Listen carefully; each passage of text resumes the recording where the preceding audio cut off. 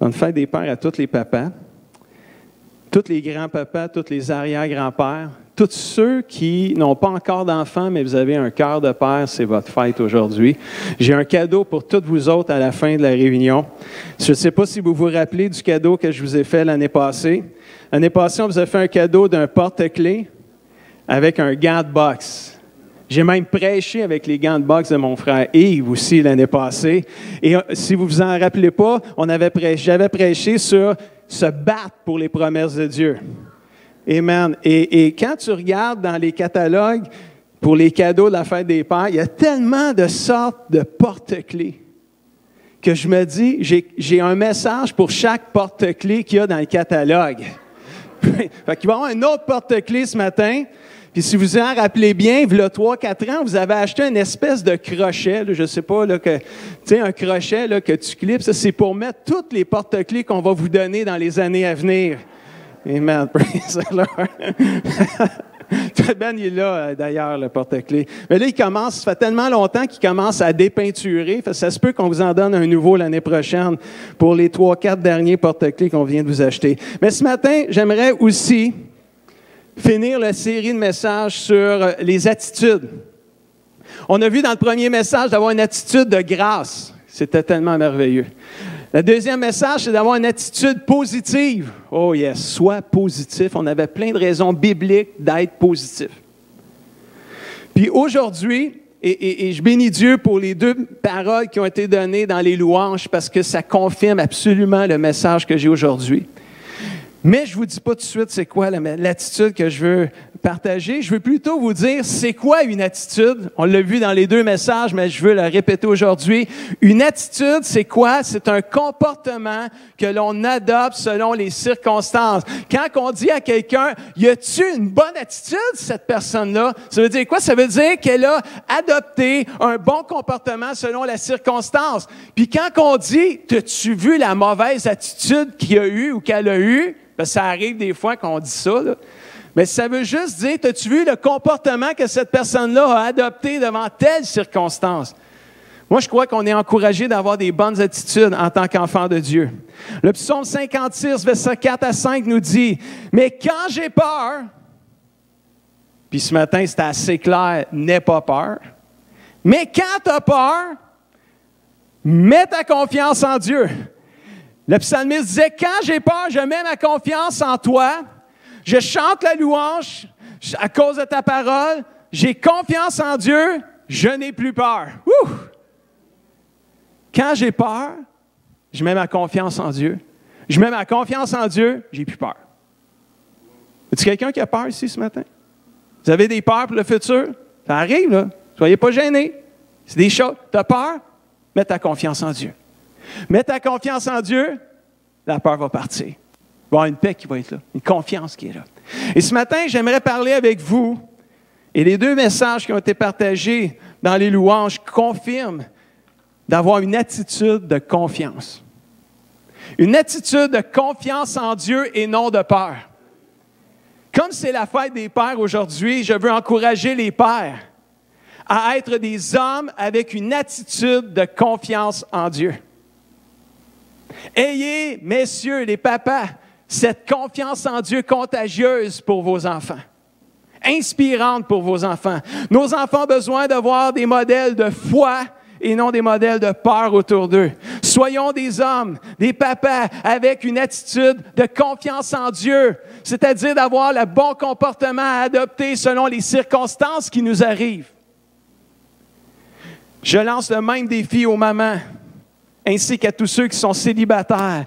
Ayons une attitude de confiance en Dieu, c'est contagieux autour de nous. Ne laissons pas les insécurités, les injustices de la vie nous paralyser au point de ne plus être capable de servir Dieu et d'aimer le Seigneur. Le Proverbe 3, versets 5 et 6 nous dit, « Ne t'appuie pas sur ton intelligence, mais de tout ton cœur, mets ta confiance dans le pasteur. » All right, vous êtes là parce qu'il fait chaud, hein? Ça se peut qu'on s'endorme un peu ce matin, là. Mets ta confiance dans le Seigneur. Ça rime, mais c'est vraiment pas pareil. Alléluia. Mets ta confiance dans le Seigneur, reconnais-le dans tout ce que tu fais et il va te guider, te diriger. Alléluia. Quelqu'un dit amen à ça. Appuie-toi pas sur toi-même, même si tu as le goût. Même si tu penses que tu es intelligent, ultra intelligent, dis-toi une chose, que si tu es intelligent, là, c'est sûrement pas à cause de toi, c'est à cause du Seigneur qui te l'a donné. Et le Seigneur, il dit, ne t'appuie pas sur ton intelligence, mais appuie-toi sur moi plutôt. Alléluia. Le psaume 57, verset 8. J'ai confiance, mon Dieu. Ah oui. Puis il y a plus que confiance. Il dit, j'ai vraiment confiance en toi. Je vais chanter, je vais jouer pour toi. Alléluia. As-tu vraiment confiance en Dieu ce matin? Allez. Ça, là, ça arrive. Là. Tu sais, quand tu sais que tu as vraiment confiance en Dieu, là, c'est quand les problèmes arrivent.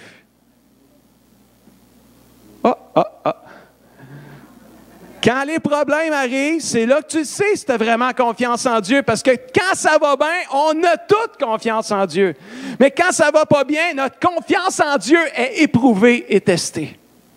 Et si elle résiste, elle persévère, puis on se traverse nos vallées, oh, notre confiance en Dieu va grandir, va devenir de plus en plus solide. Oh, merci Seigneur. On a besoin de cultiver une attitude de confiance en Dieu, mes frères et sœurs. Et j'aimerais partager avec vous 3 vérités qui vont nous aider. Il y en a plus que 3, mais un matin, c'est 3. Romains 8, 31, qui dit ceci. Que dire de plus? On a-tu de quoi dire de plus que cette déclaration-là, cette vérité-là? Si Dieu est pour nous, qui sera contre nous? Il va en avoir du monde contre nous. Il ne faut quand même pas être naïf et dire qu'il n'y aura pas personne contre nous autres. Des gens partant, le diable. En passant, Francis, il a posé une question ce matin, mais il n'a même pas donné la réponse. Il a posé la question, son enfant dit, faut aimer tout le monde, faut-tu aimer le diable? Puis là, il est parti à rire, puis on a tout ri, mais on n'a jamais eu la réponse. La réponse, c'est non, il ne faut pas l'aimer, le diable. Je vais le définir tout de suite. Le diable, c'est pas du monde. Anyway, fait que...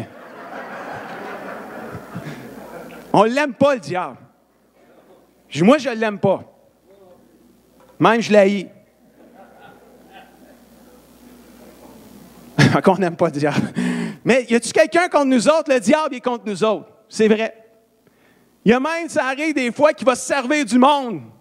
Puis le monde, ils ont l'air contre nous autres, mais finalement, en réalité, c'est spirituel. Le monde spirituel, si vous ne le comprenez pas, c'est le diable des fois qui peut se servir du monde. Mais il y a des gens qui vont se pointer contre nous autres. Mais si Dieu est pour nous, même s'il y a du monde contre nous, qu'est-ce qu'ils peuvent faire? Rien.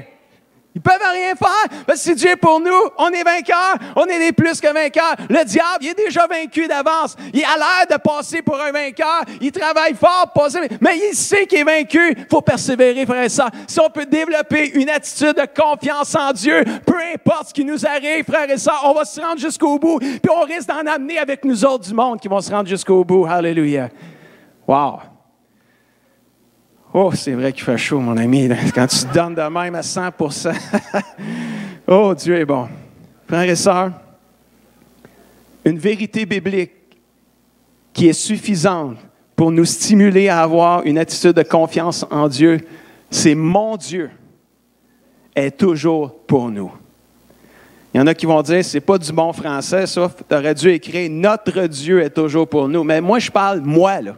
Mon Dieu à moi. Il est toujours pour nous. Toujours, toujours, toujours. Toujours, c'est bon. On sait que Dieu est pour nous avec la tête. Les chrétiens, ça fait assez longtemps qu'ils sont chrétiens, le savent. Dieu est toujours pour nous. Si Dieu est pour nous, tout le monde continue la phrase qui sera contre nous. On le sait par cœur. On le sait de la tête, mais est-ce qu'on le sait vraiment du cœur? Alléluia. Et même, est-ce qu'on y pense? Que Dieu est pour nous quand il nous arrive toutes sortes de choses. On se laisse trop souvent arrêter par la peur et le manque de confiance, frères et sœurs. Si on réalisait pleinement cette vérité que Dieu est pour nous et toujours pour nous, on lui ferait toujours confiance et on aurait encore plus d'impact autour de nous pour le Seigneur.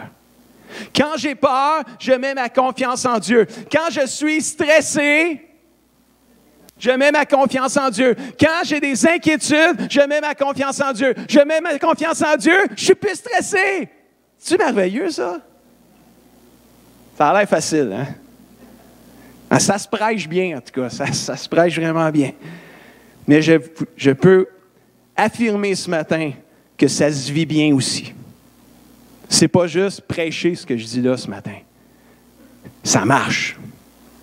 Quand tu as peur, puis que tu vas te mettre ta confiance en Dieu, là, il y a une paix qui vient, ça marche, c'est vrai. Quand j'ai peur, je mets ma confiance en Dieu. Quand je vais dans la présence de Dieu, j'ai plus peur. Qu'est-ce que tu veux que je te dise? J'aimerais ça vous dire le contraire. C'est pas vrai. Ça marche, la présence de Dieu.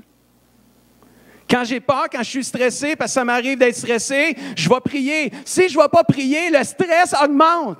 L'intensité du stress augmente. Mais quand je vais prier, l'intensité du stress diminue et la confiance grandit, frères et sœurs. C'est une réalité biblique, c'est vrai. Si Dieu est pour nous, personne ne peut être vraiment contre nous ou peut rien faire contre nous. Aimes-tu Dieu ce matin? La réponse est sûrement oui. Accepte cette vérité qui dit que Dieu est toujours pour toi. Accepte-la, reçois-la et vis-la, mon frère, ma soeur. C'est pas toujours t'as-tu perdu ton emploi? Ben, répondez pas à ça, c'est juste de même. Mise en scène que je vous fais. Tu perds ta job. T'es chrétien, là, tu perds ta job. Bien, tu as juste perdu ta job, là. Tu n'as pas perdu le Seigneur, il est encore avec toi, il va t'aider dans ce que tu es en train de traverser. C'est-tu le fun de perdre sa job? Non, c'est pas le fun. Mais tu n'as pas perdu Dieu, alléluia. Dieu est encore avec toi, il va t'aider, va t'en trouver un autre. Fais-lui confiance. Oh non, non, ça ne marche pas de même, pasteur. J'ai 57 ans, là. C'est dur de se trouver une job. Hey, j'ai pas dit que c'était facile. J'ai juste dit, va t'en trouver une. Si tu veux, puis tu crois, tu verras. Amen. Une attitude de confiance en Dieu. Moi, je vous dis, frères et sœurs, avoir une attitude de confiance en Dieu, c'est contagieux, ça. Tu as le goût de te tenir avec quelqu'un qui a confiance en Dieu. Tu as le goût de t'accrocher à quelqu'un qui a la foi en Dieu. Tu as le goût de t'accrocher à quelqu'un, te tenir avec quelqu'un que lui-même, s'il vit des épreuves, il a l'air toujours à avoir confiance en Dieu, mais c'est parce qu'il va la chercher dans la présence de Dieu, la confiance en Dieu. Ça n'arrive pas toujours tout seul. Tu vas dans la prière. J'ai peur, je m'en vais prier. Je m'en vais mettre ma confiance en Dieu, il va venir m'aider. Mais parlant d'aide, deuxième, Hébreux, chapitre 13, versets 5 à 6, nous dit ceci. Votre conduite ne doit pas être déterminée par l'amour de l'argent. Contentez-vous de ce que vous avez, car Dieu a dit, je ne te laisserai pas, je ne t'abandonnerai jamais, je vais toujours être avec toi et pour toi. C'est pourquoi nous pouvons affirmer avec, comment? Confiance, le Seigneur est celui qui vient à mon aide, je n'aurai peur de rien que peuvent me faire les hommes, les femmes, n'importe qui. Deuxième vérité ce matin, qui nous inspire à avoir une attitude de confiance, c'est mon Dieu va toujours nous aider. Il promet, va toujours venir nous aider. Une autre belle vérité suffisante pour nous stimuler à avoir une attitude de confiance en Dieu. Peu importe ce qui nous arrive, on a un Dieu qui est toujours prêt à nous aider. Le psaume 46, verset 2 nous dit, « Dieu est pour nous un abri solide et sûr. Il est toujours prêt à nous aider. » Pouvez-vous dire avec moi? 1, 2, 3. Il est toujours prêt à nous... Toujours prêt. Toujours prêt, là, ça veut dire toujours prêt. Ça veut dire n'importe quand tu as besoin, il est là. Fais appel à lui, il est là. Disponible. Toujours disponible, 24 sur 24, 7 sur 7. 365, 365. 12 sur 12. Je suis d'un mois, là, ceux qui savent pas. N'est-ce pas inspirant pour nous, aujourd'hui, d'entendre ces paroles-là? Quelle aide as-tu besoin présentement, aujourd'hui? Alors que tu écoutes ce message-là, quelle aide as-tu besoin? As-tu besoin d'aide pour ton mariage? Tu viens à l'église, tout te semble beau, mais ta relation de couple a besoin d'aide. As-tu besoin d'aide avec tes enfants ou avec tes parents? As-tu besoin d'aide parce que tu es en train de débuter un nouveau ministère? Puis là, tu t'es un peu décousu, puis tu ne sais pas trop par quel bout de commencer. As-tu besoin d'aide? As-tu besoin d'aide pour payer tes dettes? Pour guérir d'une relation brisée? As-tu besoin d'aide dans ton nouveau travail? As-tu besoin de sagesse pour résoudre un conflit? As-tu besoin de force pour persévérer? As-tu besoin d'audace pour aller plus loin? As-tu besoin d'arrêter l'abus de drogue, cigarettes, boissons, pornographie? As-tu besoin d'aide? As-tu besoin d'aide pour relever les suites d'un deuil? As-tu besoin d'aide pour survivre à une mauvaise nouvelle que tu viens d'apprendre? Quelle aide as-tu besoin ce matin? On parle des enfants qui viennent de finir leur examen. Peut-être que tu ne sais pas si tu vas doubler ton année ou si tu ne doubleras pas. Je sais qu'ils ne font plus doubler personne cette année, là, mais peut-être que tu es là-dedans. Là. Tu as besoin d'aide. Tu as besoin d'aide. Qu'est-ce qui arrive avec ton futur? Tu ne sais pas quel job tu vas avoir, tu ne sais pas quelle femme tu vas avoir, tu ne sais pas quel mari. Tu as besoin d'aide, tu as besoin de paix. Là. Mon Dieu est toujours prêt à t'aider. As-tu besoin d'aide? Fais appel à lui. Peu importe l'aide que tu as besoin, Dieu est toujours prêt à t'aider. Ose lui demander. Moi, là, je ne peux pas lui demander ça. Moi, c'est bébé, là. C'est bébé, là, tu sais, de l'aide que je veux, là, moi. Là. Bien, m'en dis pas. Tu ne l'auras pas. M'en dis pas. Tu as besoin d'aide, m'en dis. Pourquoi tu ne lui demanderais pas? Il est là pour ça. Il est prêt à nous aider. Il est toujours prêt à nous aider. Ose lui demander. Mais Dieu, il n'a pas le goût de se badrer de mes problèmes. Ça, c'est une expression de Nouveau-Brunswick, se badrer de nos problèmes. C'est comme si tu penses que Dieu, il ne se soucie pas de toi. Puis si c'est un autre mensonge, c'est pas vrai. S'il y a quelqu'un qui t'aime, vraiment, c'est le Seigneur. Puis lui, il attend juste. Toc, toc, toc. Il va venir. Fais appel à lui, il va être là. Ose lui demander. C'est comme ça qu'on va cultiver une attitude de confiance en Dieu. Mon Dieu est toujours pour moi. Mon Dieu va toujours m'aider. Il va toujours être là pour nous. Troisième, Philippiens 1, verset 6, nous dit ceci. C'est pourquoi je suis persuadé, j'ai plein de confiance, je suis convaincu qu'après avoir si bien travaillé en vous, le Seigneur achèvera son travail. J'ai confiance en lui. Wow! Paul disait ça des Philippiens. Puis c'est comme moi, je le crois pour vous aussi. J'ai confiance en Dieu. Il va développer, compléter et rendre parfaite l'œuvre qui est en train de commencer en chacun de nous pour le jour du retour de Jésus-Christ. Quelqu'un dit amen à ça ce matin. Troisième raison, troisième vérité biblique pour avoir confiance en Dieu. Mon Dieu va terminer ce qu'il a commencé en nous. Yes. Oh yes. Vous le réalisez peut-être pas, mais Dieu, là, il travaille en toi présentement. Dans tout ce que tu vis, Dieu est à l'œuvre en toi. Dieu est en train de te former, Dieu est en train de te façonner. Ouais, mais écoute, moi, là, je suis revenu, je suis parti, je suis revenu, je suis revenu, je suis reparti, je suis parti, je suis revenu. Il doit être tanné, Seigneur. Le Seigneur est en train de compléter l'œuvre qu'il est en train de faire en toi. Dieu te travaille, Dieu te forme, Dieu te transforme, Dieu te déforme, Dieu te reforme et Dieu t'informe aussi. Qui va finir ce qui a commencé en toi aussi. Il te le dit là matin. Là. Amen. Ce travail va se terminer quand Jésus va revenir chercher son Église ou quand tu vas mourir. J'ai confiance que Dieu, ce qui a commencé en toi, il va le finir. Je l'ai confiance pour mes enfants, je l'ai confiance pour ma femme, je l'ai confiance pour moi, je l'ai confiance pour vous, pour mes parents, pour ma famille. Romains 12, verset 2, un classique, tout le monde connaît ce verset-là. Ne vous laissez pas modeler par le monde actuel. Ça fit avec le message que Lynn a partagé ce matin. Écoutez pas les pensées nouvelles du monde, les mensonges qui sont en train de sortir. Mais laissez-vous transformer par le renouvellement de votre pensée pour pouvoir connaître, discerner la volonté de Dieu, ce que Dieu veut, ce qu'il aime, ce qu'il trouve bon, ce qui lui plaît, ce qui est parfait pour lui. Quand je choisis d'avoir une attitude de confiance en Dieu, dans tout ce qui m'arrive, c'est là que je suis transformé par le Seigneur. Pourquoi? Parce que j'accepte de lui faire confiance. J'accepte de me laisser transformer dans mes pensées. J'accepte de penser différemment que qu'est-ce que moi je pense. Puis les pensées de Dieu sont tellement à l'opposé des pensées humaines. C'est tellement différent, c'est tellement grand, là. Tu sais, je parlais avec quelqu'un cette semaine, il dit, moi, j'étais à l'université, j'ai appris des leçons de leadership quand j'étais à l'université, là, tu sais.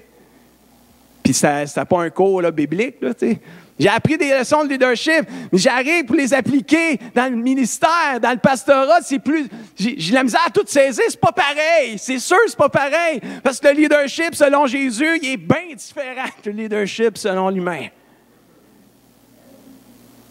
Tu sais, selon l'humain, le premier, c'est celui qui est sur le top. Celui qui est comme celui qui dicte. C'est celui qui dirige tout, tu sais, tout le monde, tu sais. Celui qui donne des ordres. Mais dans le Seigneur, si tu veux être le plus grand, ce n'est pas nécessairement celui qui est sur le top. C'est celui qui sert qui est le plus grand.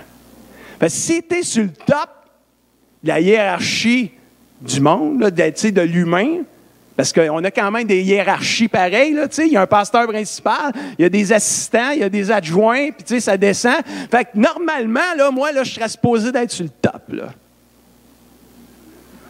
Mais dans le royaume de Dieu, là, si je veux être là, il faut que je sois le serviteur de tous. Il faut que je sois à votre service.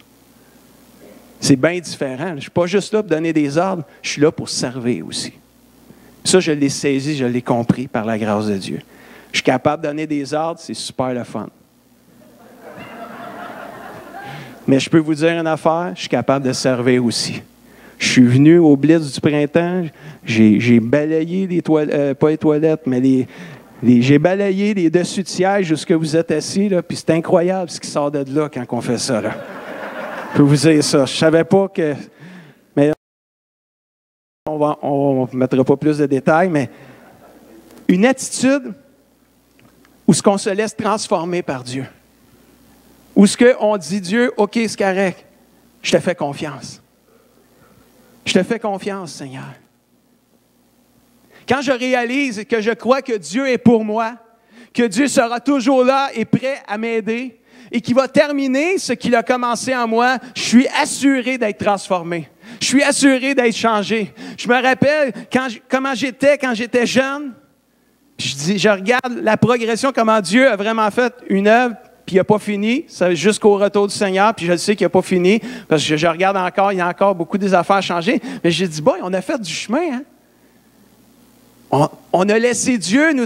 J'ai fait confiance à Dieu dans bien des domaines, et j'ai vu que j'ai grandi. Il y a des fois que j'ai vécu de l'injustice qui aurait pu carrément me détruire ma foi, détruire ma relation avec Dieu, et j'ai choisi la voie du pardon. C'était pas celle que je voulais au tout début. Mais j'ai compris que c'était celle qui était la meilleure pour me guérir puis me faire avancer dans le Seigneur. Puis aujourd'hui, je peux vous dire, c'est encore le bon choix à faire, la voie du pardon. Laissez-moi conclure ce matin avec 7-8 versets, ou 5-6 ou 6-7, je ne les ai pas comptés, sur les promesses pour ceux qui développent une attitude de confiance en Dieu. Voulez-vous le savoir? Sortez-vous un crayon, là. Écrivez les versets. Sinon, vous regarderez sur Internet cette semaine, à partir de mardi ou plus tard mercredi, le message va être là. Psaume 32, verset 10. « Celui qui se confie dans le Seigneur est environné de grâce. » De grâce, d'amour, de miséricorde. T'as-tu le goût, là, tu sais, de te faire entourer là, de grâce? Qui a le goût là, d'être entouré de haine, là? Personne ne veut ça, là.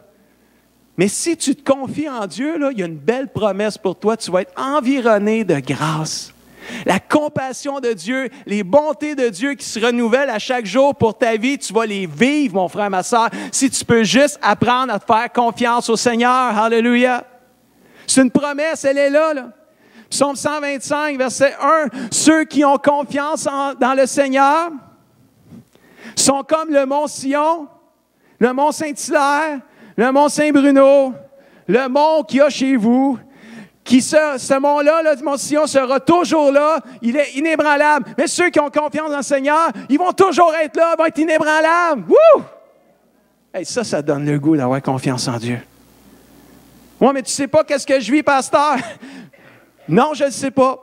Mais ce n'est pas grave si je ne le sais pas, parce que moi, je peux te dire que si tu mets ta confiance en Dieu, Dieu va t'aider, Dieu va être là pour toi, Dieu va te faire grandir là-dedans, puis tu vas devenir inébranlable. Alléluia. Ça, c'est vrai, puis je le sais. Je peux le déclarer.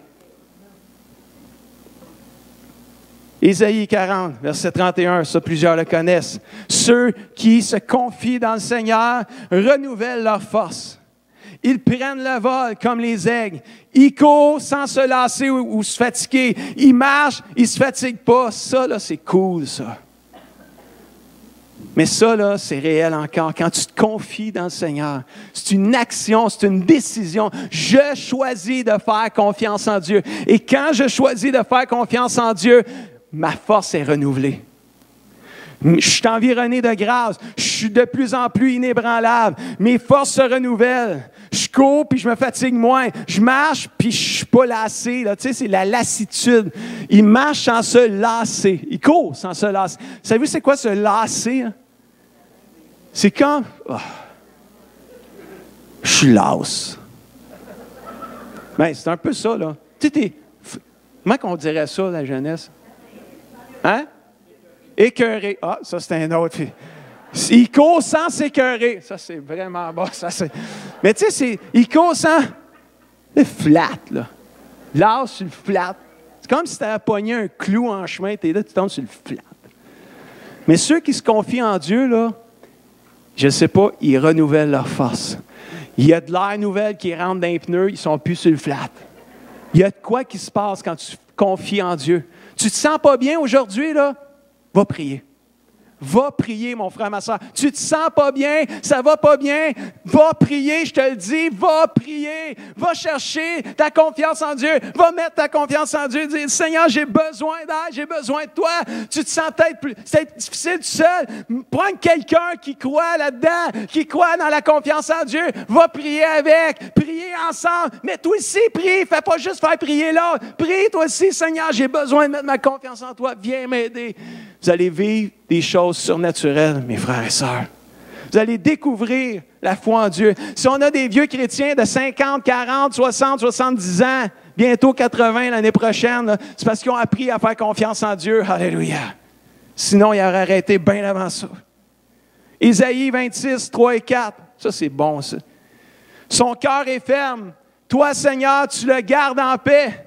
Pourquoi? Parce qu'il te fait confiance. Alléluia. Faites confiance pour toujours au Seigneur. Ça, c'est clair, ça, là. C'est précis, c'est clair. Quand tu as confiance en Dieu, Dieu te donne un cœur ferme. Dieu te donne une paix. Te garde en paix. Wow. Nulle part, ça dit que celui qui a confiance en Dieu, il n'y aura pas de problème. Nulle part. Ça fait juste dire que tout partout, si tu as confiance en Dieu, Dieu est avec toi. Dieu te donne une paix. Dieu te donne la force. Dieu te rend inébranlable. Il t'environne de grâce, de bonté et de miséricorde. Tu renouvelles tes forces. Tu es en paix, puis ton cœur est ferme. Wow! Avoir une attitude de confiance. Une attitude, c'est un comportement que l'on développe, que l'on adopte selon les circonstances. Imagine-toi quand on a une attitude de grâce, une attitude de positive, et là, une attitude de confiance en Dieu. Oh là là, quel chrétien bouillant et quel chrétien d'impact on va être. Faire confiance au Seigneur est une décision que nous devons prendre. Qui est prêt aujourd'hui à prendre cette décision-là pour sa vie? Y a-t-il du monde ici là, qui sont prêts? Levez la main, levez la main. Qui est prêt à dire, moi, je veux faire confiance à Dieu? Ouf! Ah, j'aime pas ça, pasteur, quand tu poses des questions, qu'il faut lever la main. Mais rassurez-vous, moi non plus, j'aime pas ça quand les pasteurs le font, mais là, ça me tentait de le faire matin. Honnêtement, là, qu'on lève la main, ça donne de quoi, puis en même temps, ça donne rien. Ce qui est important, c'est le cœur. C'est la décision du cœur. On rit un peu avec le levage de main, là, Mais à quelque part, là, caché en dedans de toi, est-ce que tu as le goût de faire confiance à Dieu, de confier ta vie à Dieu, puis de lui faire confiance? Ça va faire des peurs. J'ai un fils ici.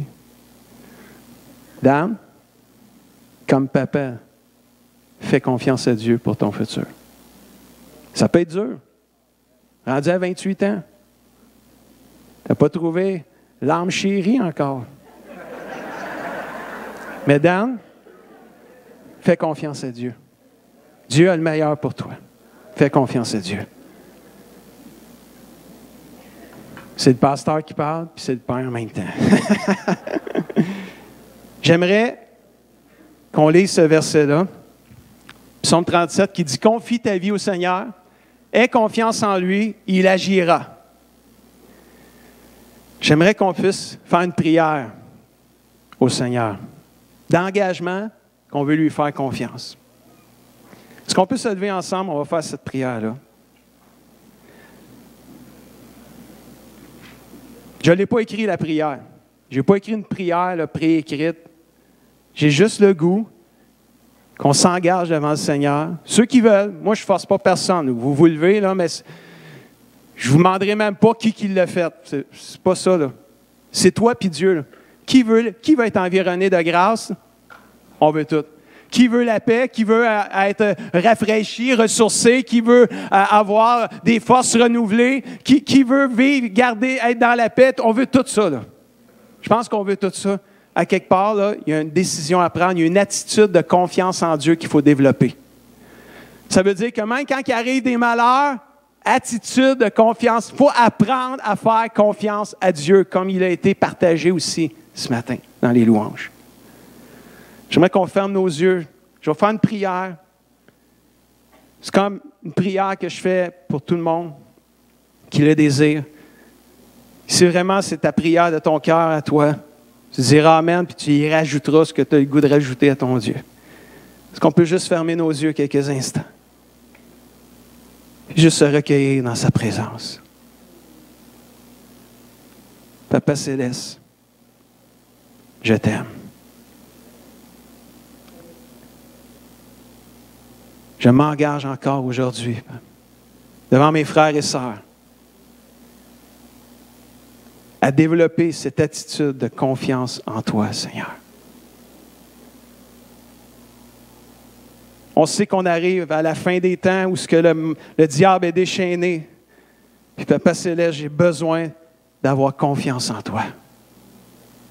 Et ce matin, je réaffirme haut et fort. Je m'engage devant mes frères et sœurs, puis je sais que des fois, Seigneur, quand on s'engage, on est éprouvé, on est testé. Seigneur, je veux garder ma foi en toi, ma confiance en toi. Papa Céleste, ne permet que rien ne vienne m'enlever cette confiance que j'ai en toi, Seigneur. Papa, je me tourne vers toi encore. Je fais appel à toi, Papa Céleste. J'ai besoin de toi. J'ai confiance en toi. Je sais que tu es toujours pour moi, toujours prêt à m'aider. Puis ce que tu as commencé en moi, tu vas le finir. Et je le déclare ce matin. Je le crois, Papa Céleste. J'ai confiance en toi. J'ai vraiment confiance en toi. Au nom de Jésus.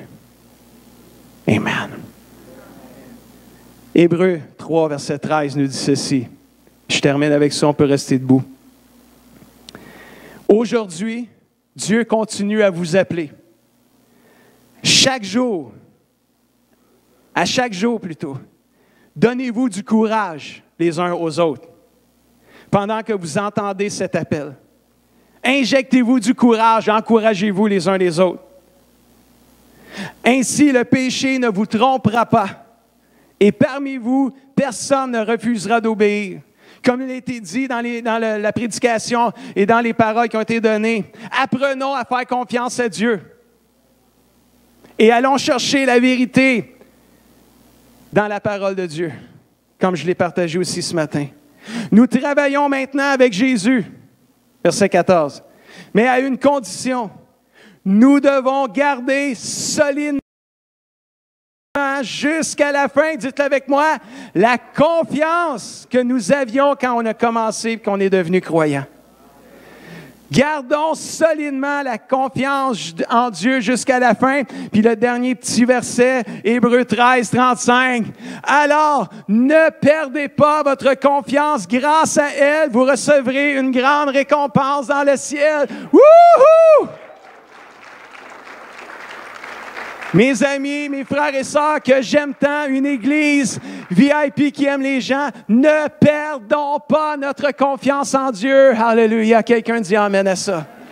Wow. Vous pouvez vous asseoir maintenant. Merci. C'est quelqu'un qui peut aller chercher Pasteur Stéphane en bas, un portier, ou Rachel? Il est complètement en bas, en dessous ici, là. Je pourrais même cogner pour aller chercher. On a un petit cadeau qu'on veut donner au papa ce matin. Le cadeau qu'on veut donner au papa, c'est un porte-clés, comme je disais tantôt. C'est un porte-clés qui éclaire. Donc, c'est une flashlight, finalement. mais, dites pas que c'est quétaine, c'est pas ça que je veux vous dire. On est quand même beaucoup de papas, là. Il faut que je regarde de quoi qui... j'ai des diacres, je suis redevable aux diacres, il faut que je fasse attention quand même à ce qu'on achète, là. Il ne faut pas que ça coûte trop cher, finalement. Mais, il y a un message. Pareil comme le porte-clés avec le gant de boxe, c'était « Bats-toi pour les promesses de Dieu ». Pareil comme quand on a donné le petit crochet qui accroche les porte-clés, on a dit quoi? « Accroche-toi au Seigneur ». Amen. Pareil comme, je ne me souviens plus des autres cadeaux que je vous ai donnés. Le post-it, ça veut dire, prends des notes sur tout ce que Dieu te montre, finalement. Oublie rien. Mais aujourd'hui, le porte-clés avec le genre de flashlight, lumière d'aile, moi, je trouve que ce n'est pas si quétaine que ça, quand même, qui peut vous aider à être un exemple. Comme papa est un exemple pour vos enfants, être un exemple, mais pas juste pour nos enfants, être un exemple partout. Soyons un exemple en ayant une attitude de grâce, une attitude positive, une attitude de confiance. Si vous n'avez pas écouté les messages précédents, vous pouvez aller sur notre site web, je pense que ça va vraiment vous inspirer. Quand on est un exemple, on est une lumière. Quand on est un exemple, on est une lumière qui brille. Le cadeau du porte-clés qui éclaire, vous pouvez venir, les amis. C'est cool. Oui. Daphné, Ariane, Alex, mettez-vous devant chaque allée. Bon, Daphné est là, Ariane, c'est parfait, Alex là. Le cadeau du porte-clés qui éclaire. Donne-moi-en un, Daphné. Ouais, merci. Tu regardes, c'est soumis des enfants. Donne-moi-en un. Ah, OK, vas-y. Une église VIP qui aime les gens, c'est CDM Saint-Hyacinthe, www.ccdm.ca. Vous pouvez même l'échapper, le laisser traîner sur le bureau, aller à la job, puis il y a quelqu'un qui va dire « Ah, c'est CDM, église VIP. C'est quoi? Vas-tu dans une église VIP? » Ça pourrait vous faire témoigner à votre job aussi. Le cadeau du porte-clés qui éclaire, c'est un rappel. Mettez-les, cachez-les pas, là, mettez-les à quelque part. Là. Moi, mon gant de boxe, il est dans ma chambre, là, accroché là, sur mon bureau. Puis à toute fois que je passe devant, je ne peux pas penser à me battre pour les promesses de Dieu. Je pense au message de la fête des pères, mais je pense, bats-toi, Guy, pour les promesses de Dieu, pour ta femme, pour tes enfants, pour ta famille, puis l'Église. C'est un rappel, le porte-clés qui éclaire, pour ne pas oublier d'être une lumière. Pour ne pas oublier d'être un exemple qui éclaire autour de vous en ayant une attitude de grâce, une attitude positive, une attitude de confiance. Quelqu'un dit amen à ça. Amen. Merci Seigneur. On veut faire des cadeaux ce matin. Je vais inviter les pasteurs. Jack. Steph, il est là. Guy, il est en bas. Ah, non, il est revenu. Puis Denise, elle est partie, par exemple. Partie avec sa Bible. J'aimerais que les arrière-grands-papas se lèvent. Puis les pasteurs, on va aller vous les porter. On va s'en pogner un chaque. Monsieur Tétrault, attendez, ne partez pas tout de suite. On a des gens qui sont partis. Oh, la famille en arrière est partie. Là, Richard, combien qu'il y était de personnes en arrière? Là, les 3. Monsieur Richard, Monsieur Brodeur, on va les garder pour eux autres. Fait qu'on a Robert. N'as-tu d'autres arrière-grand-papa, là? 1, 2, 3, 4. T'es arrière-grand-père? Monsieur Dufault, hein? Monsieur Dufault. Il est là. 1. OK, bon, on va en empoigner une coupe, là, puis on va aller leur donner. Fait, Steph, va ce bar-là. Monsieur Tétrault, bonne fête. On prend un petit peu de temps, mais ça vaut la peine. Est-ce qu'on peut accueillir nos arrière-grands-papas? Amen.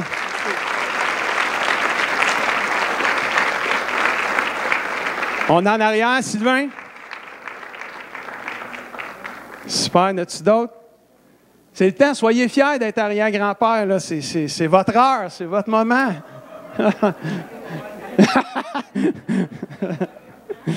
Super. J'inviterai maintenant les grands-papas à venir chercher. Juste, là, attendez un peu, on va spécifier quelque chose. Ah, attends, Robert, il est pressé. Là. Il est pressé. Je veux juste dire que si vous êtes grand-père ou arrière-grand-père, puis père en même temps, là, vous avez le full equip, là, vous êtes full equip, là, mais vous avez quand même droit juste à une porte-clés. Juste quand même que ça soit clair. Mais moi, je suis arrière-grand-père, je suis grand-père, je suis père, puis non, c'est une fois, OK?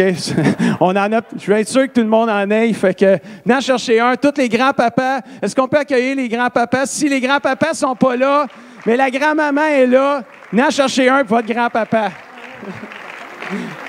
Soyez pas gênés, soyez fiers d'être pépère. Wouh!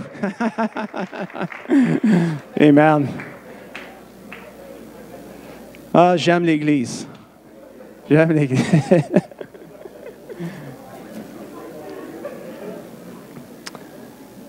Amen.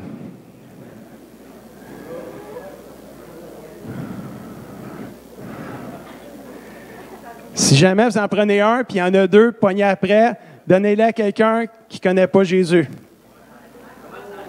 Battez-vous pas là, pour le casser. OK, il y en a qui disent que ça ne fonctionne pas. C'est sûr, c'est parce qu'il y a un petit piton jaune qu'il faut enlever. Enlevez le piton jaune, puis ça va marcher.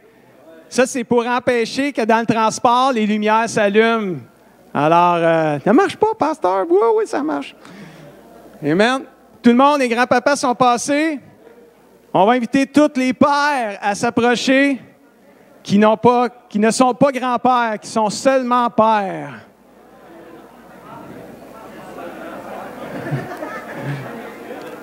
Merci, Seigneur, pour les papas. Les beaux papas.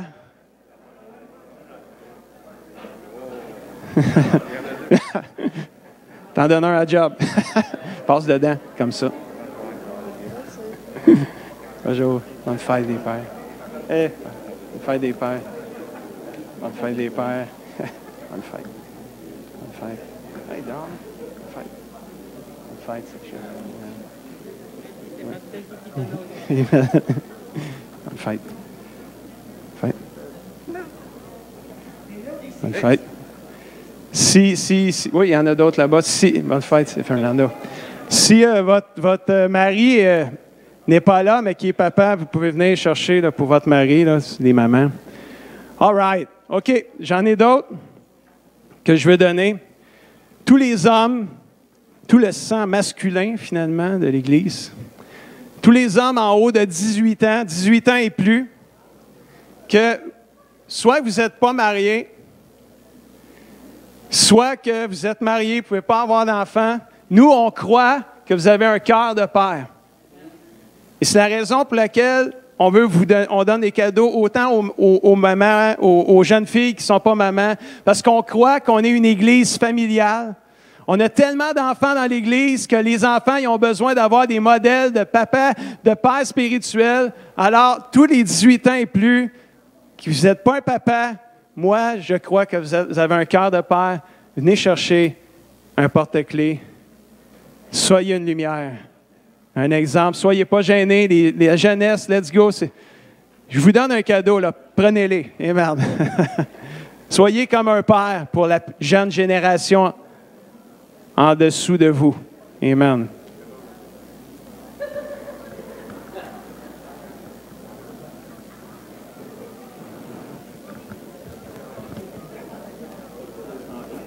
Ça marche pas? Puis si ça ne marche pas vraiment, là, ben, on va le changer. Parce que ça se peut que là, ça ne marche pas. Là. Il y en a un qui ne marche pas. Hey, rosaire. Wow, là, je te le donne, rosaire. Privilège.